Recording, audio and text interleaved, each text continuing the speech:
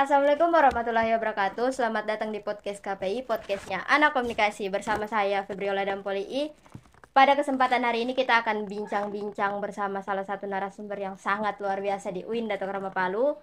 Beliau merupakan mahasiswa AFI angkatan 2021.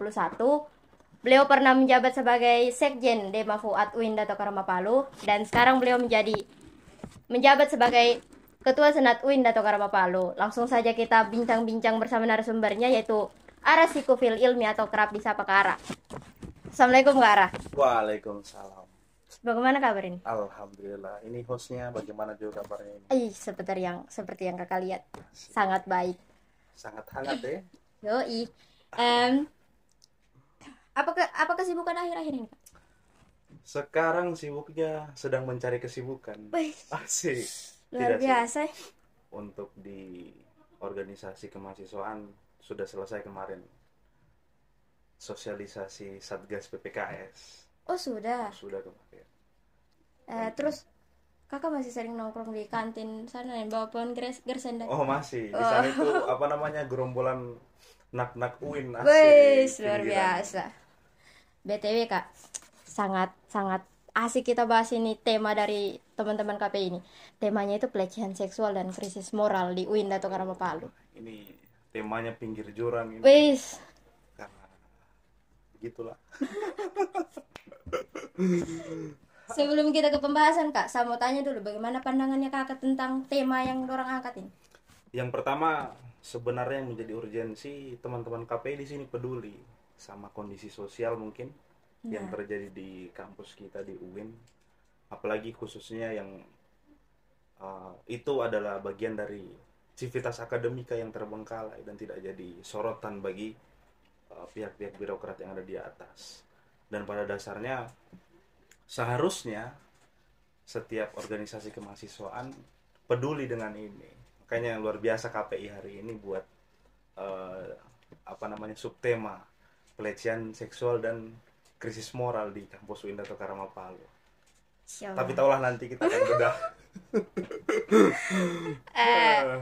Menurut Kakak apa sih faktor penyebab tingginya kasus pelecehan seksual di kampus? Yang pertama sebenarnya secara general kasus pelecehan seksual ini entah itu di tataran mahasiswa, dosen, dan pejabat dan segala macam itu tidak terlepas dari yang namanya relasi kuasa. Jadi relasi kuasa ini punya peran penting, peran hak yang dia bisa mengontrol siapa saja, entah hubungan senior junior di tataran mahasiswa, entah hubungan dosen dan mahasiswa, dan apapun itu. Dan yang menjadi faktor terbesar adalah tidak adanya edukasi tentang pelecehan seksual di kampus kita. Mungkin secara seremonial kampus telah mewadahi pelatihan-pelatihan pencegahan kekerasan seksual, tetapi secara konteks lapangan bahkan kita tidak sadar bisa saja di sekitar kita sekarang ini, saya ataupun host, mungkin saya bisa melakukan satu tindakan pelecehan yang host sendiri tidak sadar itu adalah pelecehan. Jadi itu sebenarnya. Jadi karena tidak ada edukasi secara masif, kemudian tidak ada penerapan di lapangan, khususnya dalam konteks ini adalah civitas akademika di Dato Karama Palu, mengakibatkan faktor-faktor itu melonjak tinggi. Akhirnya banyak pihak yang dirugikan, banyak pihak yang mungkin sampai saat ini akan menjadi korban sampai selamanya. Karena mungkin sebagian besar dari kita tidak peduli sama itu. Sebagian besar dari kita tidak tertarik untuk membahas itu. Dan sebagian dari kita cuman mencemooh bahwasanya itu adalah kasus yang normal dan mewajarkan. Harusnya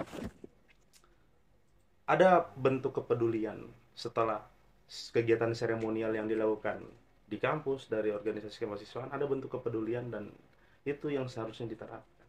Tapi kan pada dasarnya angka dan dominasi patriarkis di Indonesia itu mengakibatkan semua itu terkikis. Entah dominasi keagamaan, entah dominasi relasi kuasa, semua punya dampak besar. Dan ketidaksadaran kita akan kasus itu, dan ketidaksadaran kita di sekitar kita banyak kasus tersebut, buat kita diam, buat kita bungkam dan melumrahkan hal-hal tersebut, sehingga apa namanya, orang-orang yang mungkin menjadi penjahat selangkangan bahasa kasarnya, bertindak leluasa karena mereka menganggap bahwasannya kita melumrahkan hal tersebut, tapi pada dasarnya kan tidak begitu mungkin. Iya kan sekarang kayak dinormalisasikan Iya, pelecehan seksual itu. aduh, katanya itu hal yang normal. Nah, apalagi kayak orang-orang yang pacaran itu dan Eh, tidak dia aku dan mm. sudah kayaknya tuh sebahas itu. Bahaya. Aduh. Terus berbicara tentang edukasi. Mm. Menurut Kakak bagaimana? Apa peran yang harus dilakukan sama institut atau kampusnya kita untuk mencegah pelecehan seksual?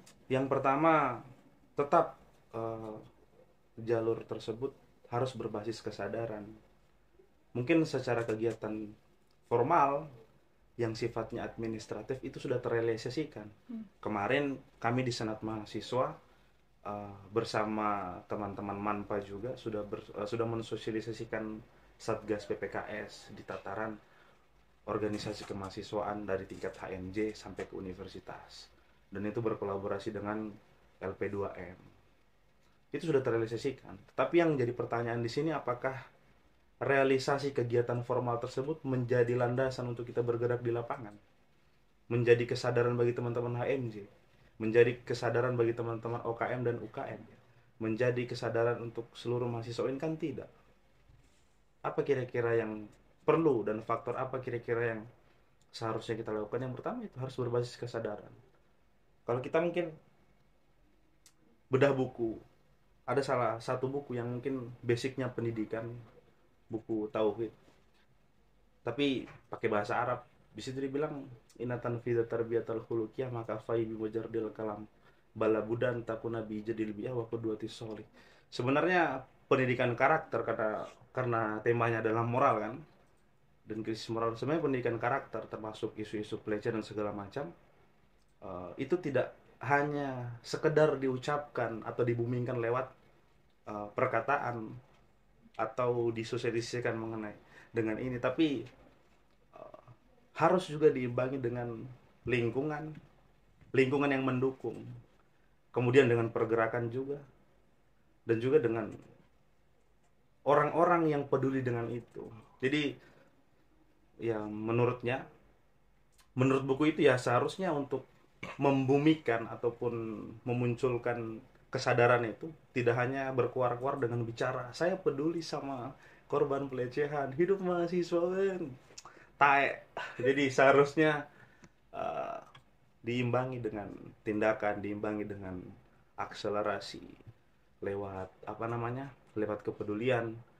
Kita butuh pergerakan, kita butuh satu poros untuk bergerak sama-sama, kita peduli ke arah sana.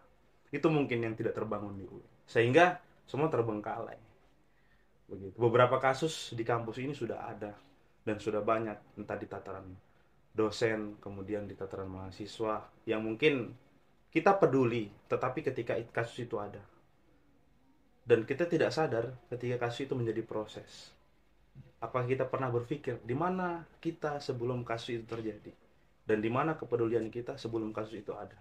Kita kan tidak pernah berpikir sampai itu. Nanti ketika kasusnya viral, kasusnya booming, menjadi pembicaraan publik, semua akan berseteru. Ini menjaga nama baik kampus, ini menjaga nama baik lembaga, ini menjaga nama baik institusi apa namanya, institusi pendidikan. Nah, seakan-akan kita bergerak ketika itu barang ada, dan kita terkadang melupakan apa namanya, uh, kita tidak menyediakan payung sebelum hujan. Nanti hujannya ada baru ada payungnya, kan kacau juga. Makanya banyak yang basah duluan, banyak yang oh astagfirullah apa itu basah, sorry itu mungkin Sangat-sangat ya krisis sebenarnya kita ini tentang iya. pengetahuan. Makanya Uin ini, saya tapi boleh minum kopinya Minum, itu minum, minum, minum, Kak. Kayaknya santai. berat sekali sudah yang kami bahas nih.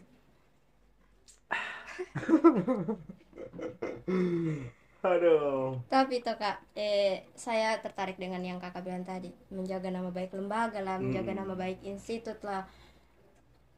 tapi orang-orang cuman menggaungkan itu, dimana ketika pelecehan seksual keluar entah dari institut, entah dari salah satu UKM atau UKM, pasti yang orang pikirkan pertama menyelamatkan nama baik lembaga, nama baik institut. Tapi orang tidak pikir dengan korban yang Iya. menjadi korban pelecehan seksual itu, kayak mentalnya pasti down. Dan Iya. jadi bagaimana kalau kayak misal ada kasus pelecehan seksual, terus kita barangkul korbannya, itu bagaimana untuk mengembalikan mentalnya yang sempat down itu. Secara de jure di UIN ini kan ada yang namanya Satgas PPKS. Tetapi secara de facto pengaplikasian lapangan itu tidak ada. Jadi orang-orang yang berada di sana itu orang-orang yang mungkin secara entitas nama mereka punya punya nama lah di sana, tetapi secara penerapan lapangan mereka tidak, jarang untuk mensosialisasikan itu. Dan kebanyakan dari mereka hanya siap dengan kasus itu saja. Ketika kasus itu datang, mereka akan siap, oh sini saya tampung. Seharusnya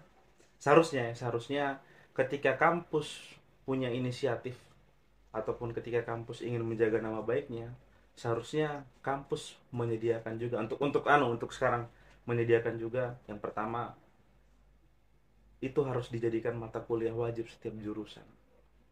Setidaknya gerakan penyadaran itu kampus harus perlihatkan juga. Kemudian setiap penerimaan mahasiswa baru di PBAK itu harus ada sosialisasi secara mendasar.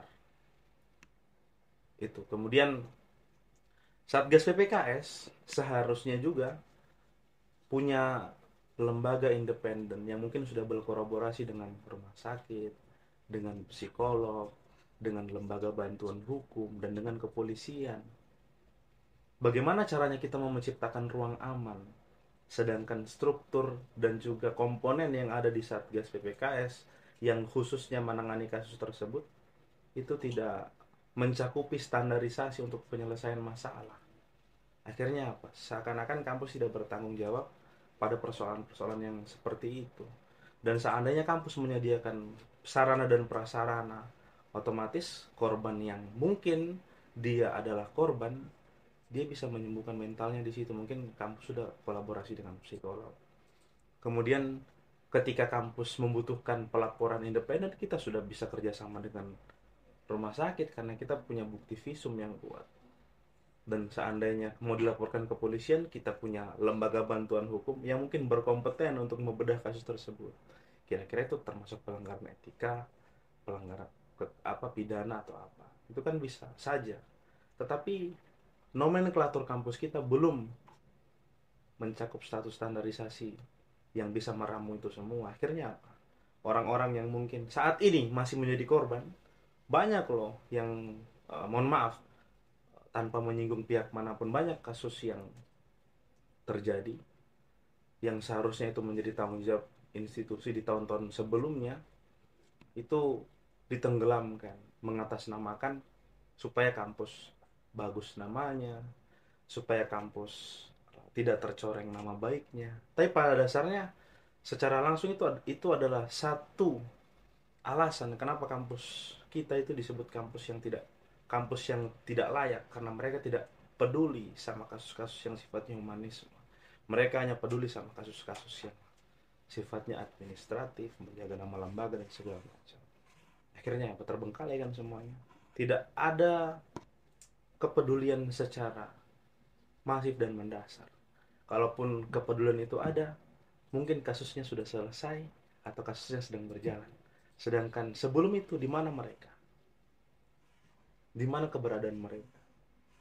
Di mana anak-anak mau mengadu? Nanti kalau sudah ada yang mengadu kiri kanan, sudah viral, baru mereka menganggap bahwasanya oh ini jangan, ini menjaga nama baik kampus.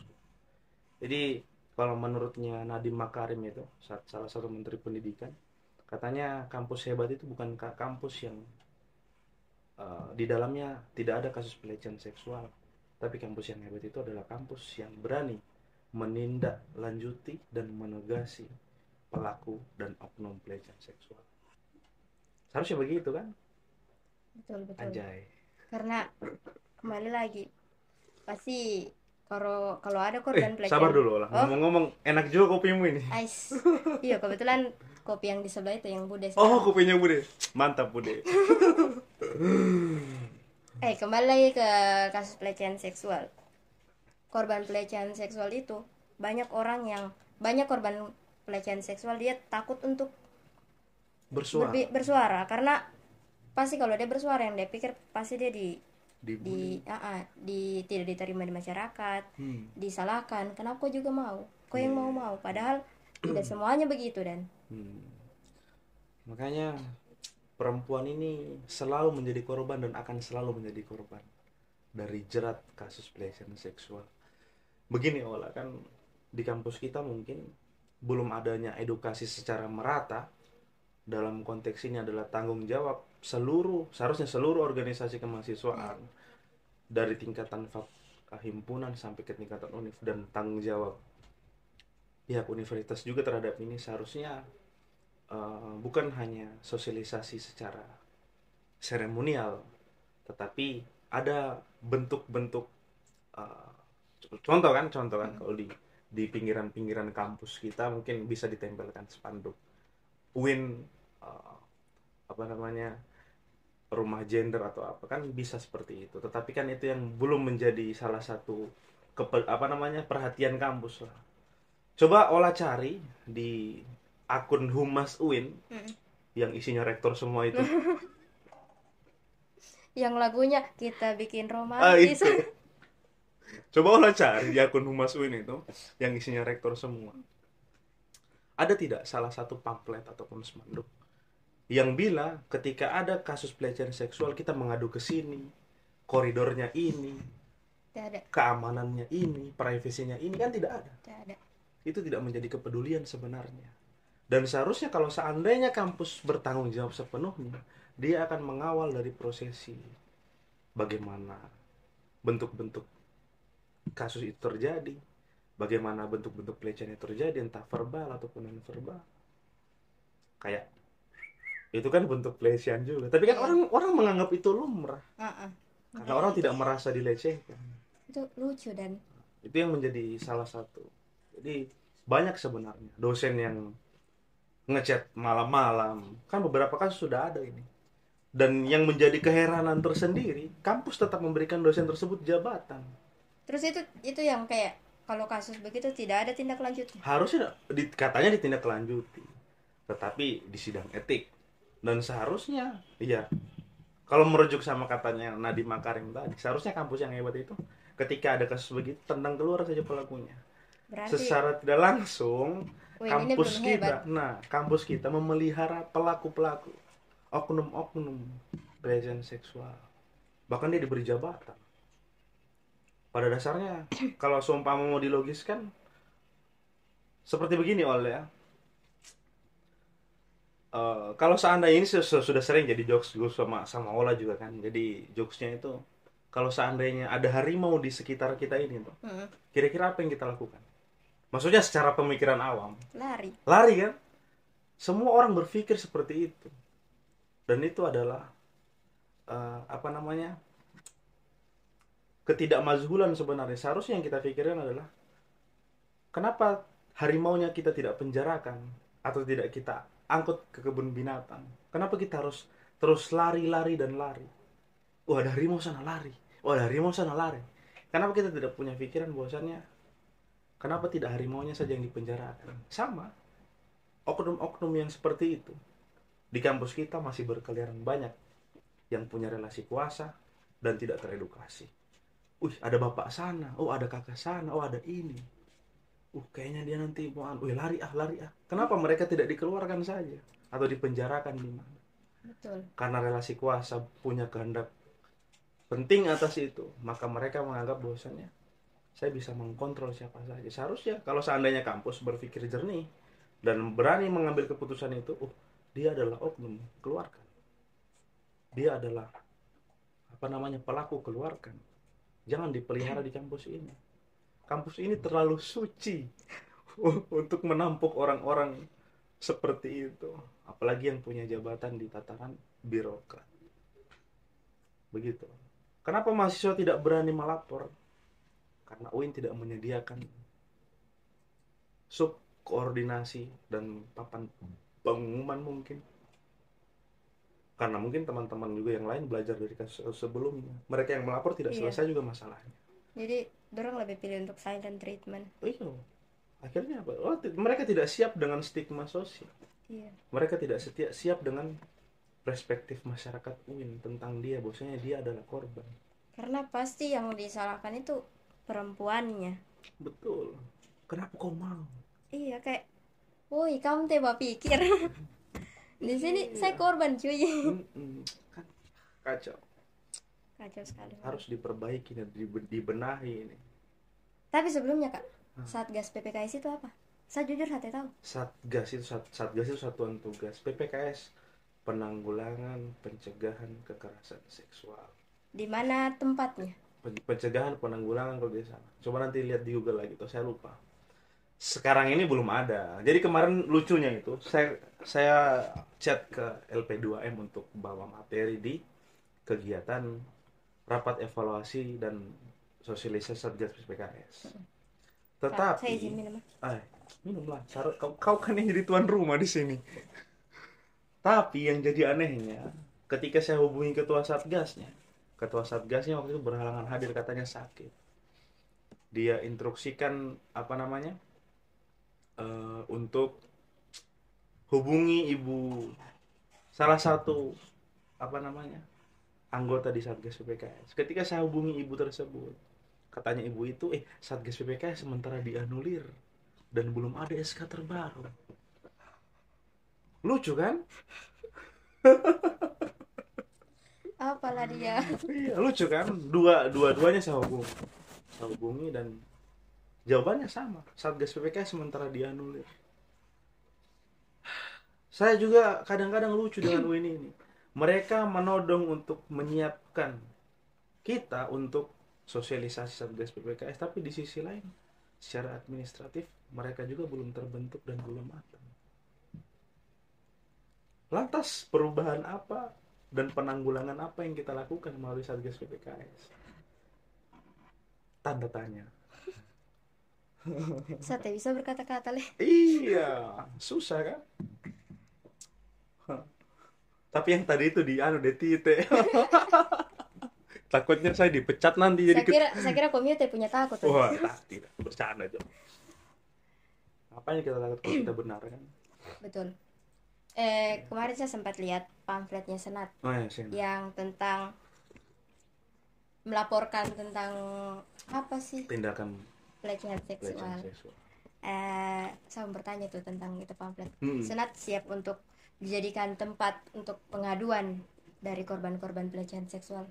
Yang pertama begini, sebenarnya pamflet itu sebagai teguran utama untuk kampus kita. Bahwasannya seharusnya UIN itu seperti itu. Secara koridor, mereka menyiapkan bagan-bagan struktural dalam informasinya untuk mekanisme pelaporan. Dan secara penanggulangan, mereka menyediakan lembaga-lembaga bantuan khusus untuk menyelesaikan program itu. Nah, kalau seandainya Senat mengeluarkan pamflet tersebut, kira-kira, maksudnya kalau mau ditelusuri secara dalam kan, kira-kira apa kapasitas Senat mahasiswa? Betul sih. Apa yang bisa dilakukan Senat mahasiswa?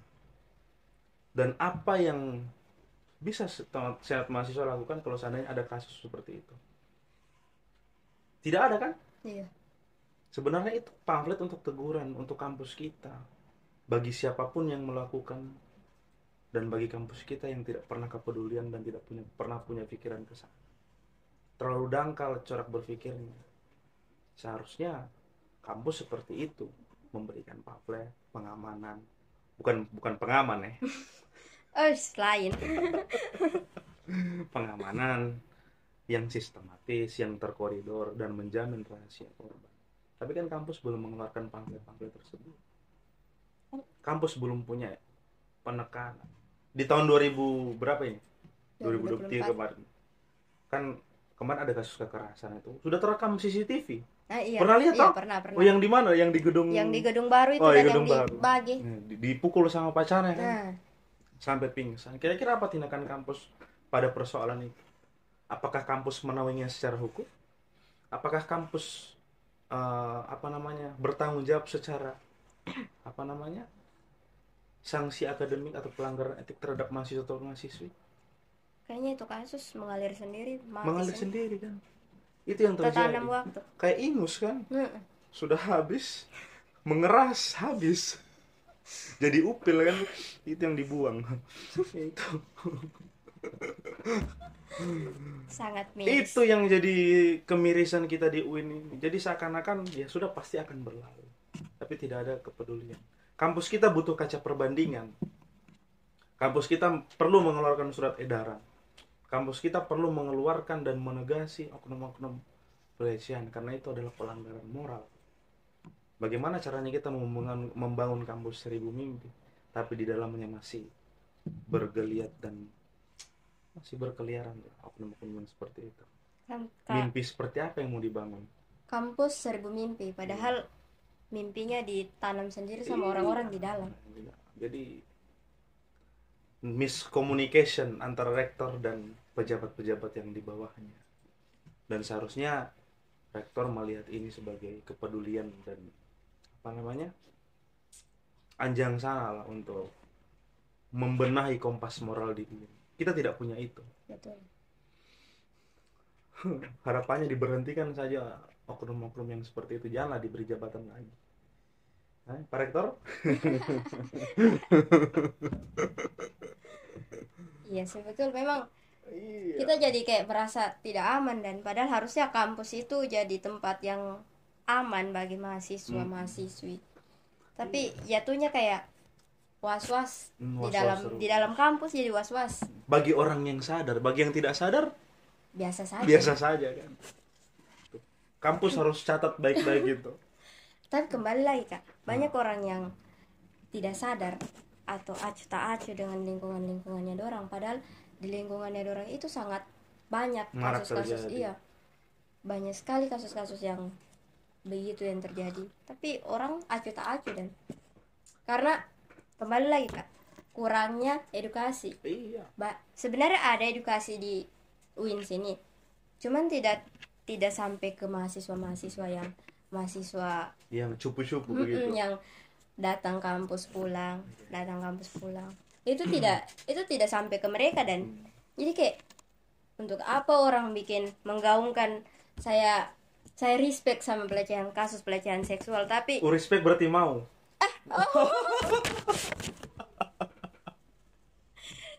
Karang. Gimana? Kan, cuy. Ya. Saya peduli dengan korban-korban pelecehan seksual. Kasus-kasus pelecehan seksual tidak. Tadi typo.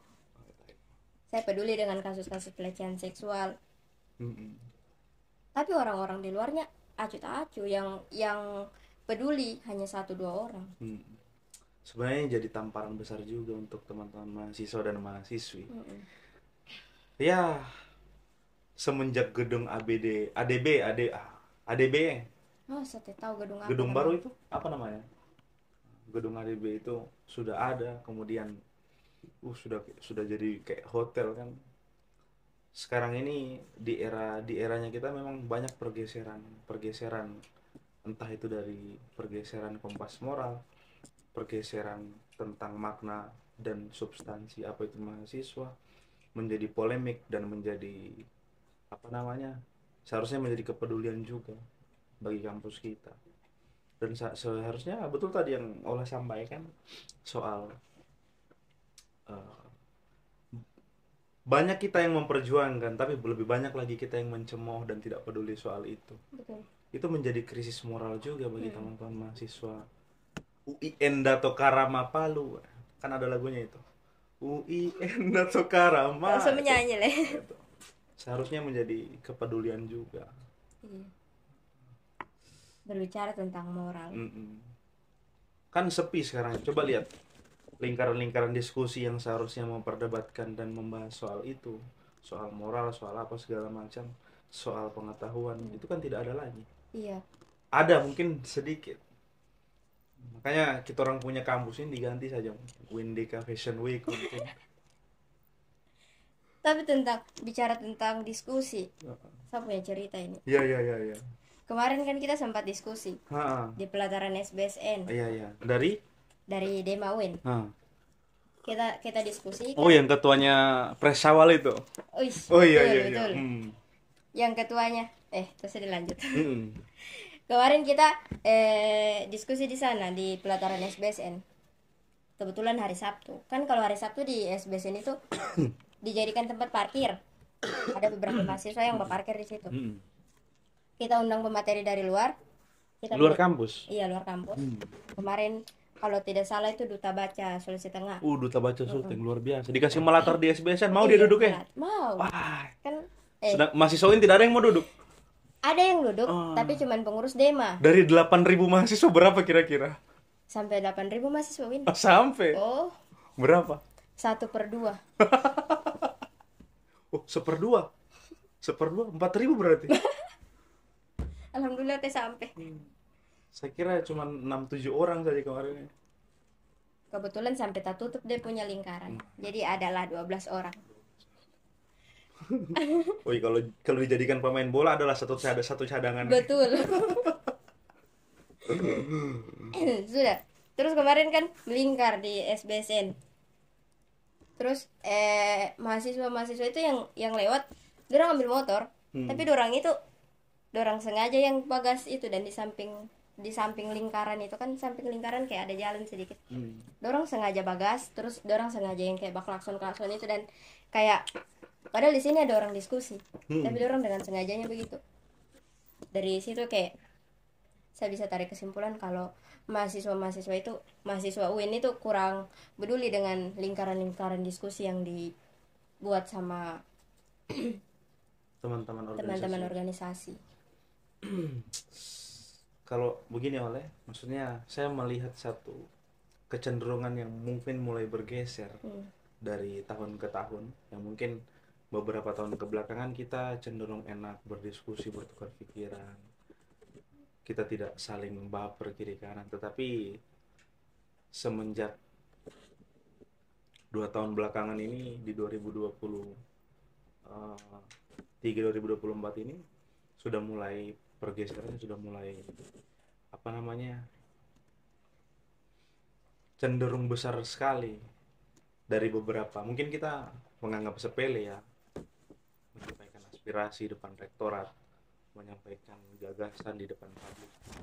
Tapi untuk sekarang mungkin hanya sedikit orang-orang yang peduli soal itu, hanya sedikit orang-orang yang mau berdiskusi soal itu. Akhirnya banyak pergeseran yang seharusnya itu menjadi salah satu kepeduliannya kita, salah satu kepeduliannya kampus, tetapi itu tidak mereka tidak merasa bahwasanya ini adalah bagian terpenting atau bagian penting dalam kuliah. Betul. Contoh saja itu di kelasku lah. Saya ini kan walaupun aktif di organisasi, saya tetap masuk kuliah juga. Jadi di beberapa kelas itu, bukan cuma kelasku saja, beberapa kelas itu ketika mereka mungkin menyampaikan makalah ataupun presentasi makalah, jadi kalau seandainya sisi tanya jawab itu dorang cari pertanyaan di Google, buatkan saya pertanyaan GPT atau buatkan saya pertanyaan tentang ini. Betul lagi. Ketika pertanyaannya ada, kemudian dorang tanya Google lagi, carikan saya jawaban tentang ini.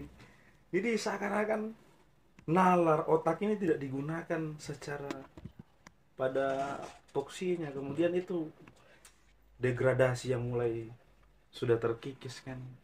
Akhirnya untuk apa lagi saya mau berdiskusi, semua saya bisa jawab. Untuk apa lagi saya mau ikut kiri kanan, saya sudah bisa cari. Kemudian menanggapi kasus yang geber-geber motor itu kan. Jadi kalau dalam filsafat itu ada yang namanya krisis identitas. Kita belajar filsafat lagi tuh. Jadi ada yang namanya krisis identitas. Walau pernah lihat orang mahasiswa yang gondrong di UIN. Iya. Mahasiswa yang pakai celana robe-robe. Kayaknya komio lah. kemarin mahasiswa yang mungkin pakai motor knalpotnya besar. Iya. Saya kasih analogi kalau seandainya ada mahasiswa ataupun mahasiswi kan, maksudnya kita setara, tidak boleh menilai itu atau menjudge itu berbeda.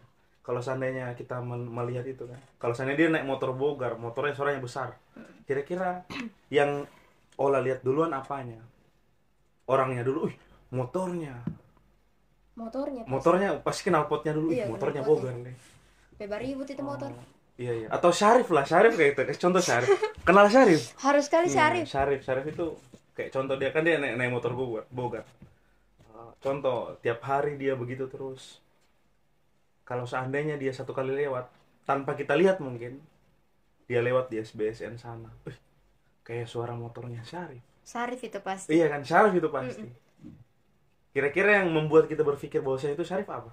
Motornya. Motornya, kanal vote-nya. Sama orang-orang yang mungkin mereka diklaim sebagai orang yang gondrong, orang yang pakai celana robek-robek, atau orang yang mungkin ketika kamu orang diskusi dia tiba-tiba lewat. Yang teman-teman kenal kan bukan orangnya, tapi sesuatu yang melekat sama dia, dan tanpa itu dia tidak dikenal. Itu krisis identitas juga. Makanya termasuk moral juga sih, karena apa namanya, tanpa hal-hal tersebut dia merasa dirinya tidak ada. Iya. Dirinya perlu pengakuan. Jadi bahasa kasarnya saya ini harus namanya dulu baru dikenal, begitu kan? Kasihan. Mungkin itu yang terjadi dalam konteks yang Allah tanya. Iya. Kan rame orang di situ. Iya, rame. Dia lewat, dia balik ngeng gitu. Yang kemarin ini. Dia lagi. Dia lagi. Itu namanya krisis identitas. Jadi wajari saja. Mungkin dia baru di Palu atau apa. Atau baru di sini rupanya saya bisa anjuk taring apa segala macam. Apalagi ada press kan? Oh iya. Harus dilihat press ini. Harus dilihat press. Itu sebenarnya kalau kita mau bedah ke situ. Bisa juga disebut dengan krisis identitas, krisis eksistensial, banyak lah, banyak macam coraknya, dan manusia perlu sebenarnya itu. Betul. Ngomong-ngomong Kak, kita sudah dikode sama tim yang di belakang. Oh iya waktunya. Mantap. Kayaknya boleh kasih closing statement dulu Kak untuk teman-teman UIN atau Karma. Aduh, apa bagus closing statementnya ini? Kalau untuk closing statement sih tidak ada, cuman saya tetap mengutip perkataannya Nadiem Makarim. Jadi kampus yang hebat itu bukan kampus tanpa pelecehan, tapi kampus yang hebat itu kampus yang berani menegasi dan memberikan sanksi pada oknum-oknum pelecehan. Dan seharusnya itu menjadi salah satu kepedulian. Dan mahasiswa UIN harus peduli sama hal-hal yang seperti ini. Kemudian untuk para pejabat sektoral di UIN Dato Karama Palu, khususnya Bapak Rektor, ini pesan dari Ketua Senat langsung Pak, tolong jangan memelihara oknum-oknum pelecehan entah di tataran tendik ataupun dosen, karena ketika mereka diberi jabatan mereka masih punya relasi kuasa untuk melakukan hal-hal tersebut. Sekali penyakit tetap penyakit. Salah satu-satunya obatnya ya dengan cara mengamputasi. Jadi tolong oknum-oknum seperti itu diamputasi. Bagaimana Bapak mau melabuh menuju pulau selanjutnya kalau seandainya kapalnya Bapak itu sedang bocor? Jadi bocor itu harus ditambal dulu. Orang-orang yang bikin bocor itu dibuang ke laut. Demikian mungkin. Oke, baik. Luar biasa sekali narasumber kita pada hari ini. Tapi sayangnya kita dibatasi waktu, jadi kayaknya sampai sini saja. Oke, untuk teman-teman, terima kasih yang sudah menonton hingga akhir podcast hari ini. Kita ketemu di episode selanjutnya. Jangan lupa like, comment, and subscribe. Bye-bye.